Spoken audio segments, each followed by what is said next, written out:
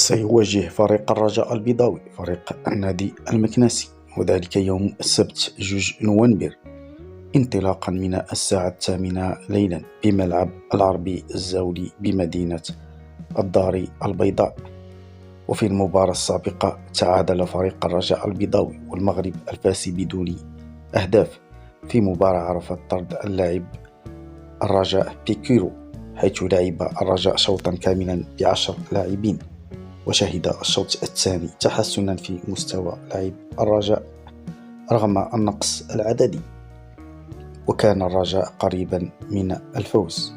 على العموم نتمنى لفريق الرجاء البيضاوي أن يستمر في التطور مع المدرب الجديد ريكاردو سابينتو ويحقق أول انتصار له هذا الموسم مع هذا المدرب الجديد.